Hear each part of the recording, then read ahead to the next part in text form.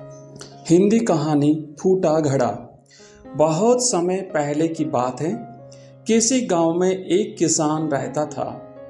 वह रोज भोर में उठकर दूर झरनों से स्वच्छ पानी लेने के लिए जाया करता था।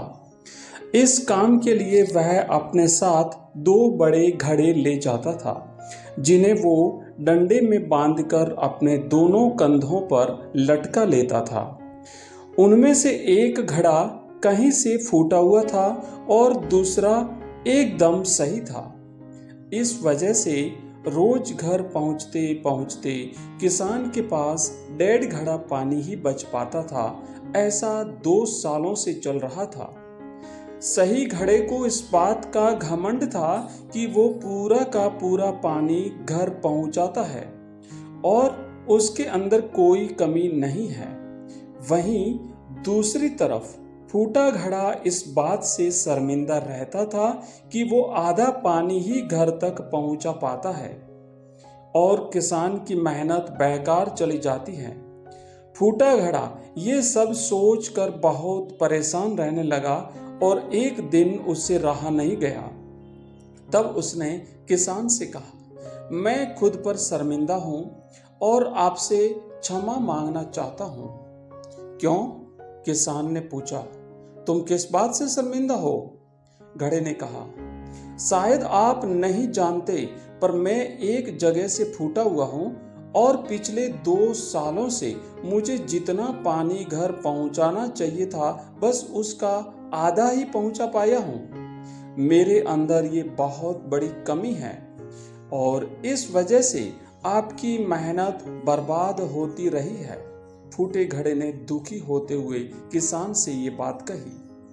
किसान को घड़े की बात सुनकर थोड़ा दुख हुआ और वह बोला, कोई बात नहीं, मैं चाहता हूं कि आज लौटते वक्त तुम रास्ते में पड़ने वाले सुंदर फूलों को देखो।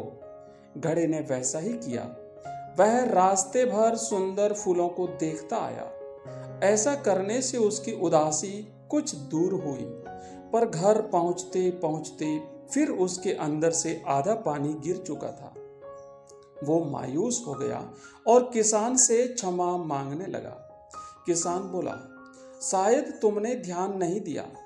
पूरे रास्ते में जितने भी फूल थे वो बस तुम्हारी तरफ ही थे।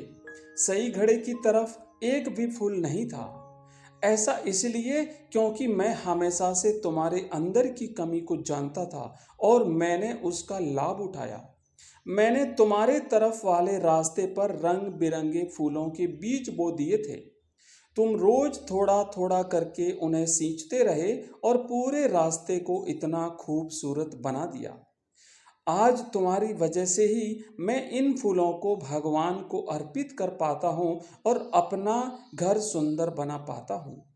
तुम ही सोचो, अगर तुम जैसे हो वैसे नहीं होते तो भला क्या मैं यह सब कर पाता?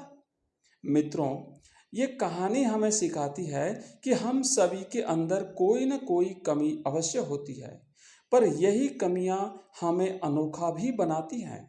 उस किसान की तरह हमें भी हर किसी को वो जैसा है वैसे ही स्वीकारना चाहिए और उसकी अच्छाई की तरफ ध्यान देना चाहिए। और जब हम ऐसा करेंगे तो फूटा घड़ा भी अच्छे घड़े से मूल्यवान हो जाएगा, उसकी कीमत बढ़ जाएगी। धन्यवाद। इसी प्रकार की कहानियों के लिए चैनल को सब्सक्राइब